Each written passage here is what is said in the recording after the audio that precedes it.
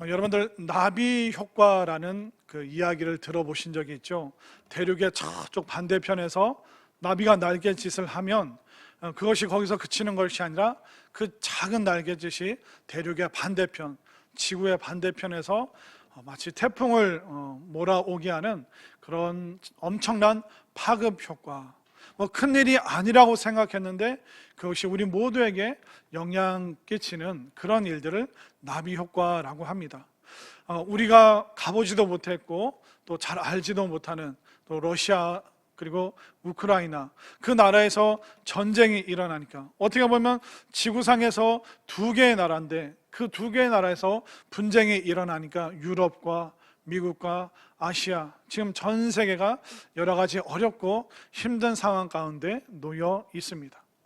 누군가가 공격하기로 마음먹고 또 그 상황이 진행되면서 어떻게 보면 작은 일인데 그 작은 일이 어마어마한 파급 효과를 일으킬 때 그것을 나비 효과라고 이야기를 합니다. 오늘 본문에 나오는 40여 년 동안 태어나면서부터 한 번도 걷지 못했던 그가 베드로와 요한을 통해서 나사렛 예수 그리스도의 이름으로 일어난 이 사건, 어떻게 보면 한 사람에게 일어난 이 일이 예루살렘과 이스라엘과 또 온 유대 땅에 이르기까지 얼마나 큰 파급 효과가 일어나게 되는지, 이 작은 나비 효과의 그 마지막 그 파급 효과를 우리가 이제 보게 될 텐데, 어떻게 보면 정말 너무나도 놀라운, 깜짝 놀랄 만한 일입니다.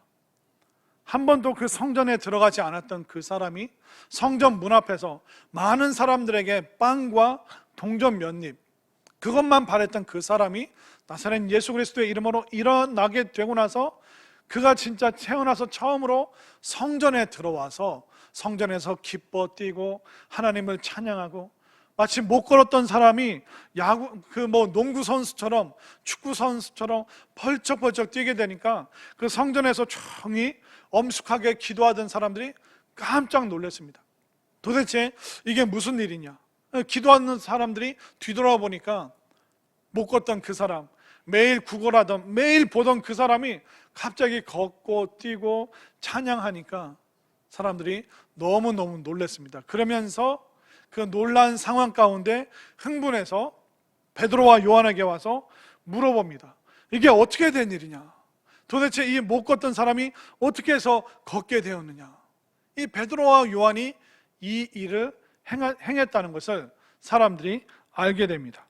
자, 이에 대해서 사람들이 깜짝 놀라고 주목하게 되면서 이 흥분 속에서 베드로가 뭐라고 얘기하는지 한번 볼까요?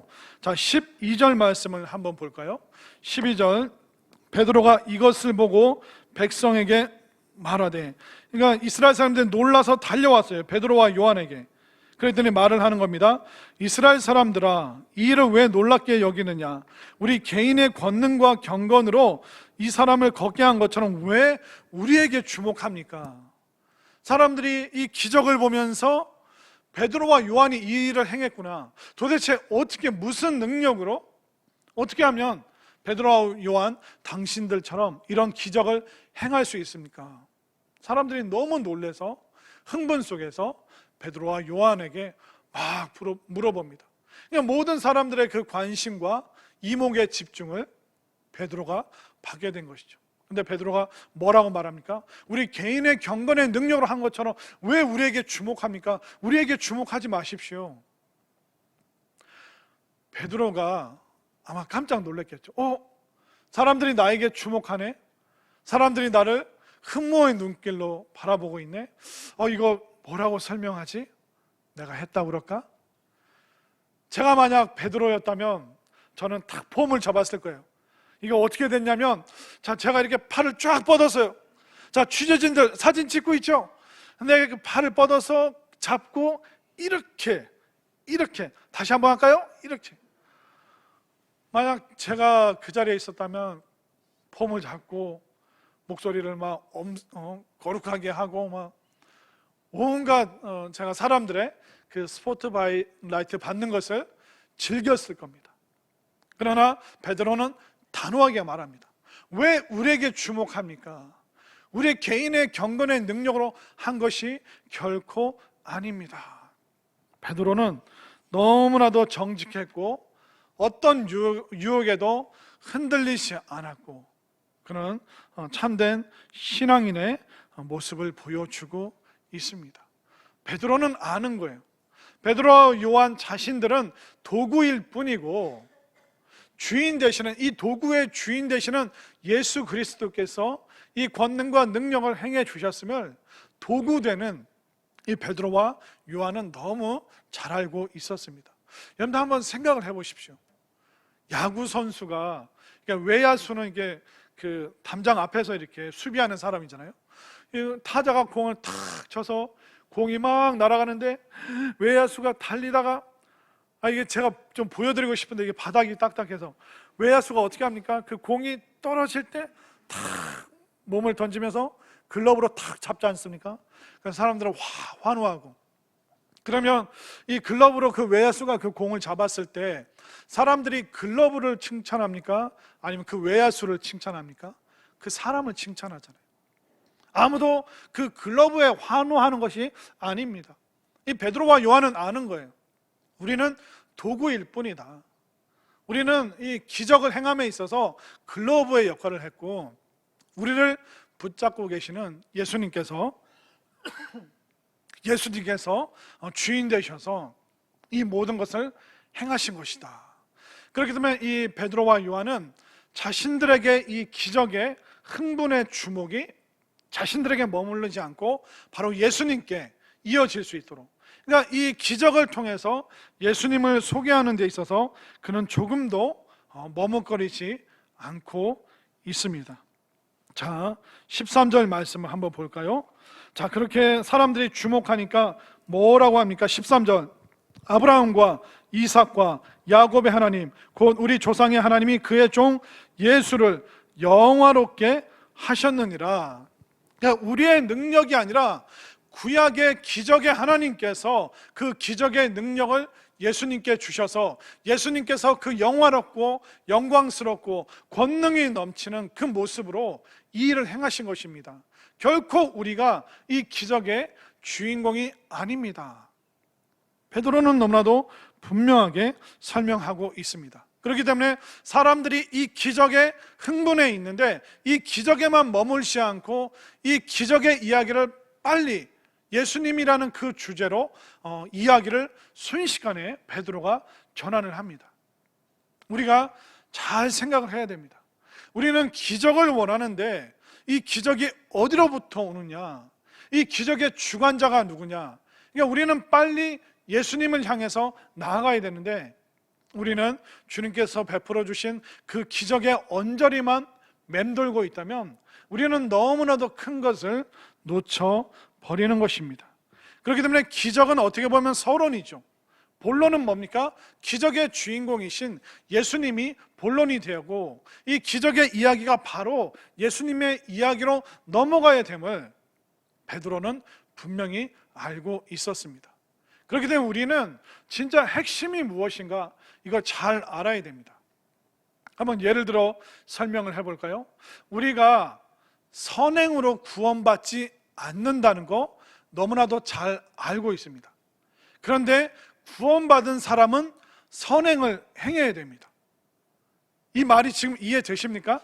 그러니까 우리가 착한 행실로 선행으로 구원받는 건 아니지만 구원받은 그리스도인들이 선행의 삶을 살아야 돼요. 왜냐하면 이 선행이 믿지 않는 사람들에게 복음의 문을 열어주기 때문에 그리스도인들은 착하게 선하게 살아야 돼요. 그 사람의 구원을 위해서. 그러니까 우리가 선행으로 구원받는 것은 아닌데 다른 사람의 구원의 문이, 복음의 문이 열리도록 우리는 선행으로 착한 행실을 보여줘야 되는 것입니다. 이것처럼 기적이 무슨 문을 열어야 되는가? 기적은 바로 예수님 믿는 믿음의 문을 활짝 열어주는 그 역할을 해야 되는 것이지 이 기적이 본론이 아니라는 겁니다. 여러분들 무슨 얘기인지 아시겠어요? 만약 이 못 걷던 사람이 걷게 되었습니다. 너무 기쁘고 좋습니다. 근데 거기에만 머물면 안 돼요. 그러면 그냥 일하러 가고 빵을 얻고 동전을 얻고 그냥 일상만 회복되면 안 되고 영원한 삶이 그의 삶 속에서 활짝 열려야 되기 때문에 베드로는 지금 이 기적의 사건을 바로 예수님 사건으로, 이 기적의 이야기를 예수님의 이야기로, 기적은 서론이고 진짜 본론, 하나님께서 우리에게 알려주길 원하시는 것은 바로 예수 사건, 예수님의 이 이야기를 사람들에게 전해야 되기 때문에 베드로는 사람들의 그 흥분된 마음을 지금 예수님께 집중하도록 만들어주고 또 안내하고 있습니다. 그러면 이 예수님이 누구시냐? 자, 15절 말씀을 다시 한번 보겠습니다. 13절 말씀을 다시 한번 볼까요? 아브라함과 이삭과 야곱의 하나님, 곧 우리 조상의 하나님이 그의 종 예수를 영화롭게 하셨느니라. 그러니까 예수님 사건에서 갑자기 구약 이야기를 왜 하냐면, 바로 아브라함, 이삭, 야곱의 하나님은 바로 기적의 하나님이시고, 그 예루살렘에 있는 사람들에게 이 기적은 구약 시대 때만 있는 것이 아니라 오늘날 이 예루살렘, 이 도성에서, 성전 앞에서, 성전 안에서, 우리의 삶 가운데서 여전히 살아계신 하나님께서 예수님을 통해서 우리에게 기적을 베풀어 주고 계시다. 각 사람에게 맞는 그 기적을 여전히 하나님께서는 제공해 주신다. 여기에 대해서 말하고 있습니다. 아브라함과 이삭과 야곱이 경험했던 하나님의 기적은 다 다릅니다.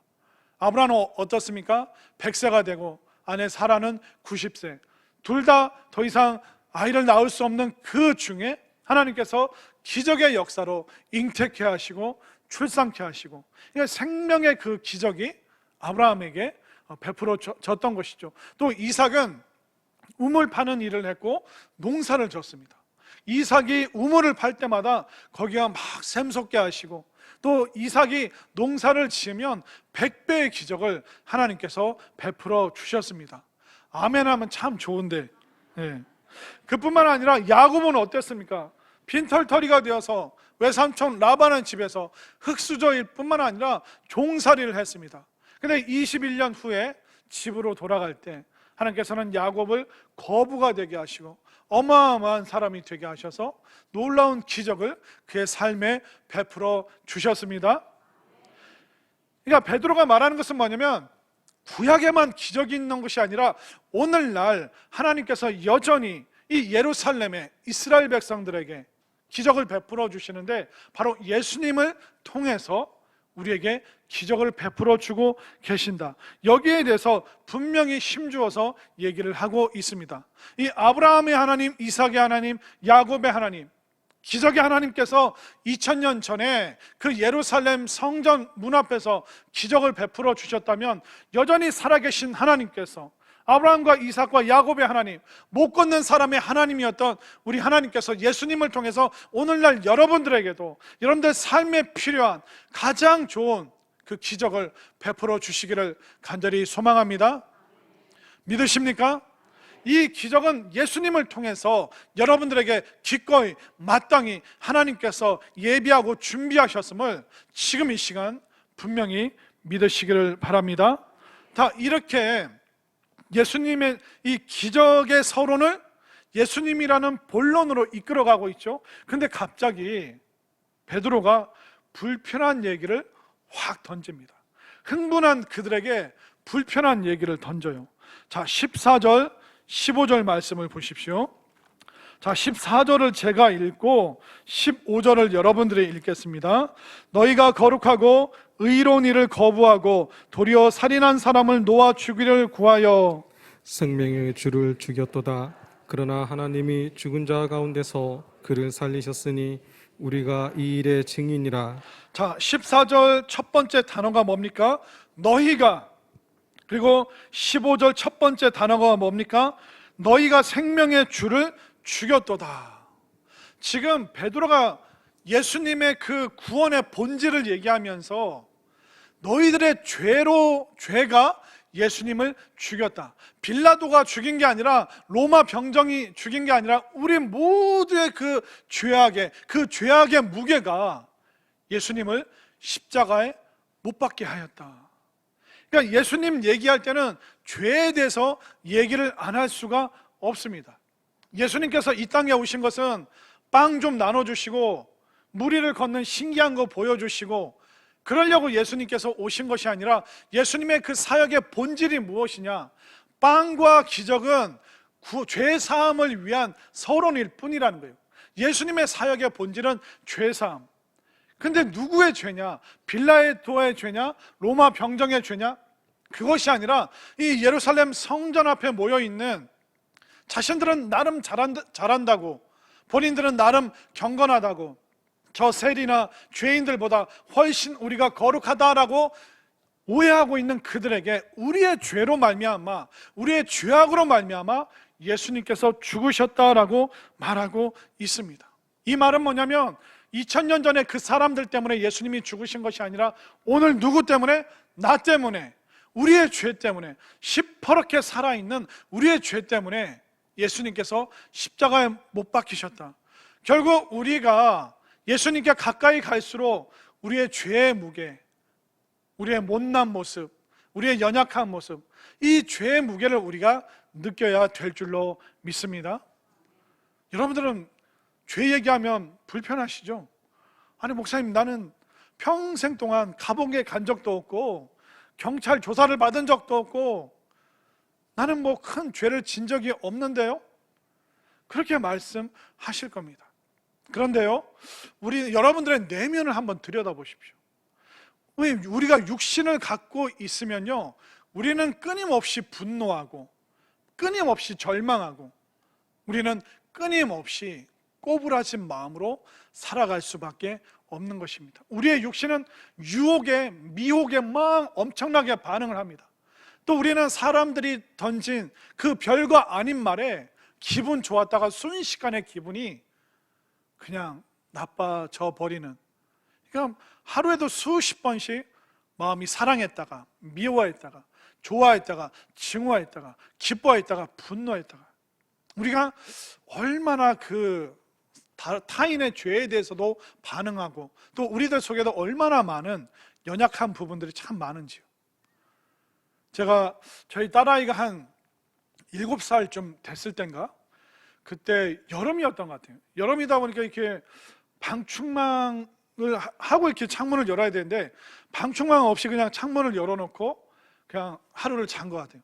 아침에 일어났더니 딸아이 이 팔뚝에 빨갛게 이 발진이 올라왔는데 하룻밤 사이에 그게 막 팔 전체가 빨갛게 부풀어 오르고, 근데 이게 뭐 바세린 바르거나 찬물 발라서 될 일이 아니다 싶더라고요. 근데 그날 이게 창가에 나방이 붙어 있는데 이 창문 열어놨는데 그 나방 가루가 여기 묻어서 예민하게 반응했나? 그래서 이제 아침에 놀라서 아이를 피부과에 데려갔습니다. 그래서 피부과에 데려가서 아이를 앉혀놓고 선생님, 이게 왜 이런 걸까요? 그랬더니 피부과 의사 선생님 뭐라고 하는지 아세요? 그걸 제가 어떻게 합니까? 제가 원했던 대답은, 그분의 표정이나 태도는 그게 아니었거든요. 저는 이게 도움을 받기 위해서 갔는데 그 이후에 제가 그 피부과를 갔을까요? 안 갔을까요? 그건 여러분들의 생각으로 그냥 머물러 주십시오. 와, 여러분들, 우리가 그런 존재예요. 아무렇지도 않은 일로 받아 안을 수 있겠지만 그 말이, 제가 지금 이 얘기를 한다는 건 뭐냐면, 뭐 어떻게 보면 거의 10년도 더 전 얘기인데도 그 말이, 그 표정이 여전히 제가 거기에 엄청 적극적으로 잘못된 태도로 반응하도록 만드는 겁니다. 아이의 투명한 그 말 때문에 하루 종일 불쾌하고, 남편이, 아내가, 배우자가 툭 던진 어떻게 보면 의미 없는 그 말 하나 때문에 막 죽이니 살리니 막 화딱화딱거리고, 그러니까 타인의 죄에도 반응하지만 우리들 속에 어마어마한 죄성들이, 여러분들이 들키지 않은 그 은밀한 미움과 질투와 증오와 그 어두운 마음이 누구를? 예수님을 죽게 만들었다. 지금 베드로가 여기에 대해서, 그러니까 예수님을 얘기하면서 우리의 죄를 얘기 안 할 수 없다는 거예요. 여러분들 스스로가 죄인임을 인정하십니까? 여러분들이 연약하고 부족하고 늘 마음이 꼬부라져 있고 쉽게 침체되고 어둠에 빠지고 함부로 좌절하고 부정적인 자기 암시를 하는 죄인임을 여러분들 인정하십니까? 그러니까 우리가 다 유죄라는 거예요, 예수님 앞에서. 근데 이 문제를 예수님이 우리의 죄를 대신하여 죽으심으로 이 죄의 문제를 해결하셨다.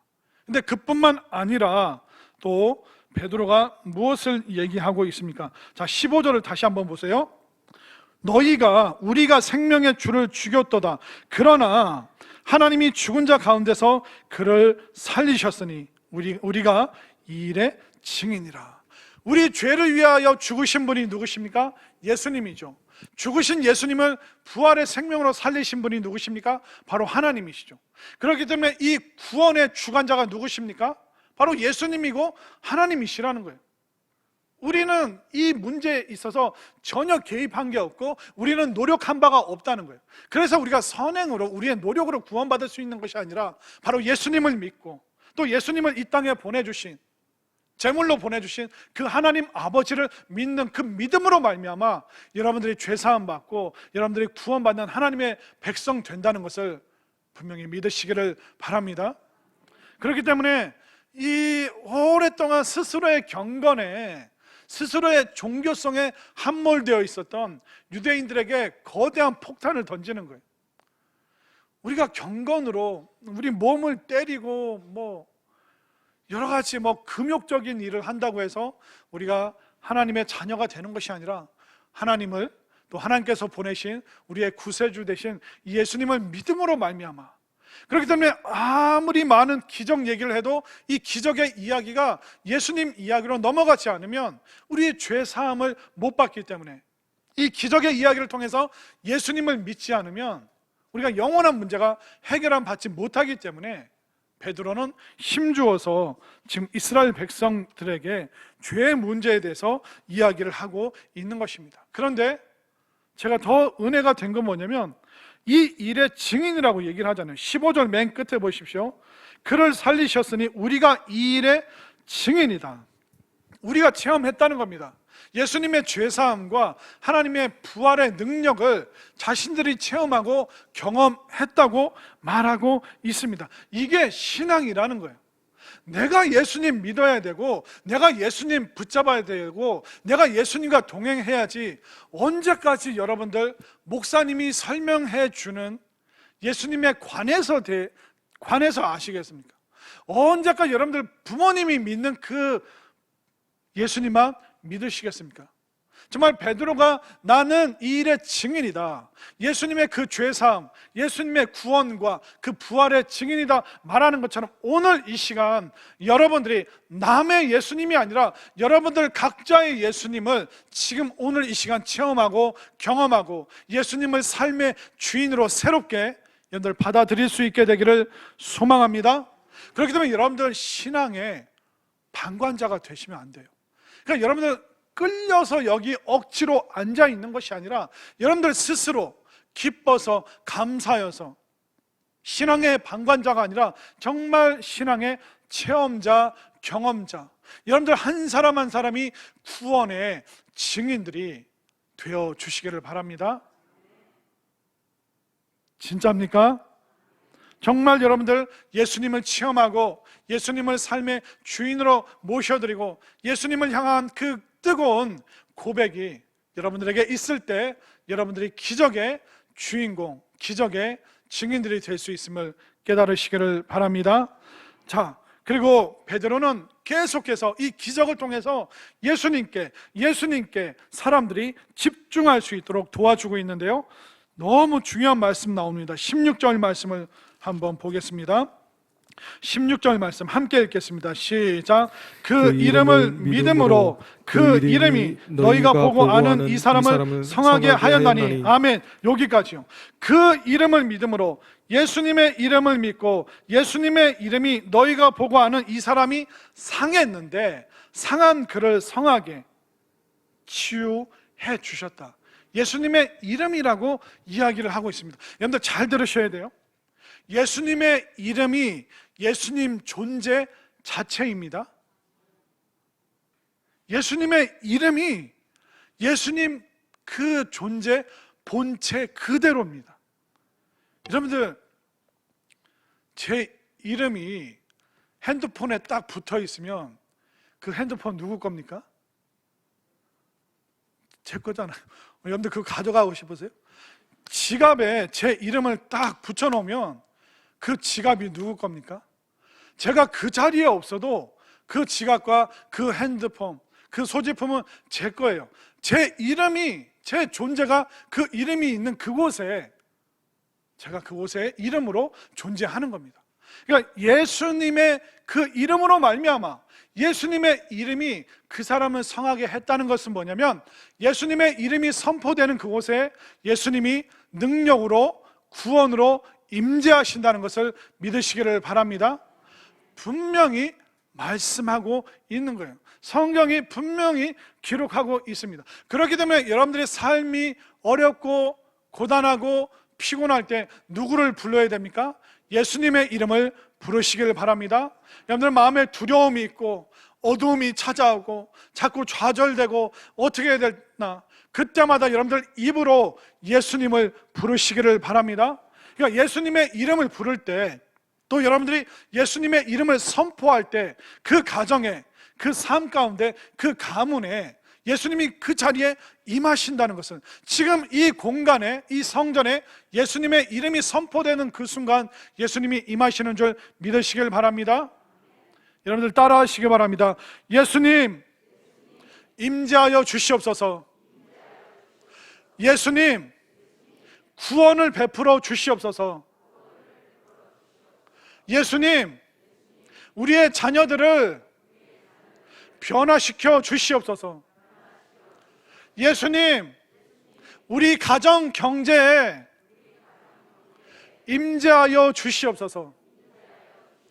여러분들이 예수님의 이름을 선언하고 선포하고 예수님의 그 이름을 부를 때 예수님께서 여러분들 가운데, 여러분들의 그 아픈 육신 가운데, 여러분들의 답답한 마음 가운데, 여러분들의 그 곤란한 상황 가운데 지금 예수님이 임재하고 계심을 분명히 믿으시길 바랍니다. 예수님의 이름이 선포될 때 여러분들의 어두운 눈이, 여러분들의 아픈 눈이 깨끗하게 고침받게 될 걸 믿으시길 바랍니다. 여러분들이 예수님의 이름을 부르짖을 때 여러분들의 아픈 목이, 아픈 허리가, 아픈 관절이 새롭게 고침받을 줄 믿으시길 바랍니다. 여러분들의 가정에서 예수님의 이름을 부를 때 여러분들의 남편이, 아내가, 여러분들의 자녀들의 아들, 딸들이 구원받는 역사가 일어나게 됨을 믿으시길 바랍니다. 여러분들이 일하는 일터에서, 사업하는 곳에서 예수님의 이름을 붙잡고 예수님을 의시할 때 예수님께서 여러분들의 경제 가운데 도와주시는 역사가 임하는 줄 믿으시길 바랍니다. 생각해 보세요. 우리는 연약한 죄인이기 때문에 낙심하는 데는 선수지만 예수님의 이름을 부르는 데는 너무 아마추어인 거예요. 근데 우리가 이렇게 교회를 오래 다니고 신앙생활하는데 예수님의 이름을 부르는 것에 프로 선수가 되고, 우리가 낙심하는 일에는 여러분들이 아마추어 선수가 될 수 있기를 바랍니다. 이걸 우리가 거꾸로 하면 자꾸 낙심하는 거예요. 자꾸 어두워지는 거예요. 우리가 그럴 필요가 없다는 거예요. 예수님의 이름을 부를 때 우리가 입으로 소리 내지 못해도 마음으로 주님 도와주시옵소서, 주님을 임재하시고 오늘 등교하는 우리 아들과 딸에게 하나님, 주님 함께하여 주셔서 동행하여 주시고 외롭지 않게 하시고 힘들지 않게 하시고 예수님이 우리 가족들에게 늘 함께해 주심을 경험할 수 있도록 주님 도와주시옵소서. 이 예수님의 이름을 부를 때 우리 한 사람 한 사람이 기적을 체험하고 기적의 주인공이 될 수 있음을 믿으시기를 바랍니다. 예수님의 이름이 구원이고 예수님의 이름이 능력이고 예수님의 이름이 소망임을 분명히 확신하시기를 바랍니다. 자, 이뿐만 아니라 베드로가, 그러면 이 걷지 못했던 사람이 나사렛 예수 그리스도의 이름으로 걷는 기적을 경험했잖아요. 그러면 이제 베드로가 말을 합니다. 그러면 이렇게 많이 모인, 기도하러 모인, 예루살렘 성전에 모인 그 수많은 수천 수만 명에게 어떻게 하면 여러분들도 기적을 체험할 수 있을지 베드로가 오늘 알려주고 있습니다. 여러분들도 기적을 체험할 수 있게 되기를 바랍니다. 그럼 여러분들은 연약하고 부족한 나는 어떻게 기적을 체험할 수 있는가? 다음 시간에. 그러면 여러분들이 너무 속상하실까 봐 그냥 오늘 다 알려드릴게요. 어떻게 하면 내가 기적을 체험할 수 있는가? 어떻게 하면 내가 걸을 수 있고, 내가 어떻게 하면 내가 기적의 주인공이 될 수 있는가? 자, 19절 말씀으로 가보겠습니다. 이거 안 알려드리려고 했는데 우리 성상교회는 알려드려야지. 자, 어떻게 하면 우리가 새로워지고 기적을 체험할 수 있는가? 자, 19절 다 함께 읽겠습니다. 시작. 그러므로 너희가 회개하고 돌이켜 너희 죄 없이 함을 받으라. 이같이 하면 새롭게 되는 날이 주 앞으로부터 이를 것이요. 아멘. 자, 베드로가 또 불편한 얘기를 하는 거예요. 아까는 우리 죄가 예수님 죽였다 그렇게 선언을 했고요. 또 이번에는 기적을 체험하려면 새롭게 되는 날, 변화받는 날, 온전해지는 날, 그 새로운 날이 어떻게 임하냐? 너희가 회개하고 돌이키는 것, 이거 말고는 기적을 체험할 수 있는 방법이 없다라고 분명하게 선언하고 있습니다. 여러분들, 회개는요 나쁜 말이 아닙니다. 회개는 불쾌한 말이 아니에요. 예를 들어 이게 자동차가 가는데 공사하느라고 저 앞이 지금 절벽이 되고 낭떠러지가 됐어요. 근데 막 질주하는, 정신없이 질주하는 그에게 유턴하십시오, 거기서 돌아와야 됩니다, 돌아가야 됩니다, 더 직진하면 안 됩니다. 그러니까 잘못 가는 사람들에게 유턴하라는 말이 불쾌한 말입니까? 나쁜 말입니까? 아니잖아요. 하루 종일 밖에서 일하고 막 땀이 묻고 막 먼지 투성이가 된 사람이 집에 들어왔어요. 그럼 먼저 뭘 얘기해 줘야 됩니까? 빨리 씻고 식사하세요. 빨리 씻으시고 시원하게 씻고 진지 드세요. 아니 지금 온몸이 땀 투성이가 되고 흙 투성이가 된 사람, 이 사람에게 씻으라고 말하는 게 불쾌하고 나쁘고 그 사람의 존재에 대해서 공격하는 겁니까? 아니잖아요. 우리는 어떤 존재라고요? 매일 낙마하고 매일 낙심하고 늘 마음이 꼬부라져 있고 불순종하고 은밀한 죄를 감추고 있고, 그렇기 때문에 우리가 해야 되는 일이 뭐라고요? 회개하는 것. 이것은 질주하는 사람이 유턴하라고 말하는 것이고, 온 땀으로 범벅된 먼지 투성이가 된 그 사람에게 씻으라고 얘기하는 너무나도 유익하고 우리에게 기적의 문을 열어주는 것이 우리가 회개하는 것입니다. 회개는 다른 게 아니라 뭐냐면 이겁니다. 한번 따라 하세요. 예수님, 나를 도와주세요. 예수님, 나를 용서해 주세요. 예수님, 나를 변화시켜 주세요. 아멘인가요? 네, 회개는 이거예요. 나는 부족하지만 예수님을 붙잡는 거예요. 여러분들, 예를 들어 또 한번 설명을 할게요. 어떤 애가 길을 가는데 큰 나무가, 아빠랑 길을 가는데 큰 통나무가 길에 쓰러졌어요. 그러니까 이 자전거로 이 통나무를 못 넘어가니까 얘가 낑낑거리면서 이 통나무를 치우려고 합니다. 애를 쓰고 막 꼬맹이가 막 별걸 다 해도 안 돼요. 애가 주저앉아서 그 통나무 앞에서 나는 못해, 나는 안 돼, 나는 할 수 없어. 여러분들이 그 꼬맹이 아이라면 여러분들 어떻게 하실 거예요? 지금 아빠가 뒤에, 아빠랑 같이 가고 있잖아요. 근데 통나무를 내가 치울 수 없어요. 그러면 이 아이가 최선을 다해봤지만 마지막 방법은 뭡니까? 아빠 도와주세요. 아빠 이거. 그러면 말을 못해도 아빠는 다 알아듣잖아요. 그러면 아빠가 그 큰 손으로 힘으로 탁 해서 통나무를 탁 치워주잖아요. 우리가 내 죄의 문제, 맨날 무너지는 내 마음의 통나무 같은 이 죄들, 우리가 해결을 못 하잖아요. 그때마다 내 앞에 1m마다 통나무가 생길 때마다 여러분들 누구를 부르셔야 됩니까? 바로 예수님의 예수 그리스도, 나사렛 예수 그리스도, 그 이름을 부를 때 죄의 무거운 통나무도 예수님께서 해결해 주시고, 그 앞에 있는 웅덩이도 예수님이 건너게 해 주실 거고, 무서운 짐승도 예수님께서 다 물리쳐 주시기 때문에 회개라는 것은 다른 것이 아니라 주님 도와주세요, 주님 변화시켜 주세요, 주님 의지합니다, 나사렛 예수 그리스도의 이름을 부르는 것, 이것이 바로 회개고, 그렇게 회개하고 부르짖는 그 영혼에게 기적의 놀라운 새로운 역사가 일어남을 믿으시길 바랍니다. 우리가 바라는 기적 많잖아요. 어떤 기적을 원합니까? 일확천금이 확 집에 갔는데 갑자기 거실 열고 들어갔는데 쿠팡이 막 금덩어리를 배달해 놓고, 말도 안 되나요? 여러분들이 원하는 기적이 그거잖아요. 일확천금이 갑자기 집에 갔는데 막 이만큼 금덩어리가 쌓여있고, 꼴찌하던 애가 내일 막 1등하고, 그거 여러분들이 원하시는 거 아니에요? 그런데 그런 기적도 우리에게 필요한데, 가장 먼저 순차적으로 우리에게 필요한 것은 뭐냐면, 예수님을 향한 그 사랑이 다 식어버린 사람, 그 예수님을 향한 그 사랑과 열정이 다시 뜨겁게 솟아오르는 것이 우리에게 필요한 기적임을 믿으시길 바랍니다. 또 우리는 불순종의 사람이었는데 아무리 말씀이 선포되어도 그걸 순종하지 않는데 이제 순종의 사람이 되는 것이 기적임을 믿으시길 바랍니다. 교회 올 때마다 말씀이 들리지 않았는데 이게 말씀이 들리고 저 말씀이 나의 말씀이구나, 여러분들의 귀가 열리는 것이 기적임을 믿으시길 바랍니다. 여러분들이 원하는 기적도 있겠지만 지금 오늘 순차적으로 여러분들에게 그 필요한 기적은 주님을 사랑하고 주의 이름을 부르고 순종하고 말씀이 이제 들리는 이 놀라운 기적이 가장 우리에게 급선무로, 회개하라 그리고 돌이키라, 주의 이름을 부르짖으라, 이 말씀이 지금 여러분들에게 귀에, 여러분들의 마음에 뜨겁게 들리게 되는 이 놀라운 기적을 통해서 우리 한 사람 한 사람 가운데 정말 하나님께서 건강을 회복시켜 주시고 우리를 새롭게 만들어 주시고 나를 용기 있게 담대하게, 또 우리 가정 가운데 평안과 화평과 또 우리 모두에게 자신감을 불어넣어 주시는 이 놀라운 기적의 주인공이 우리 모두가 될 수 있기를 간절히 소망합니다.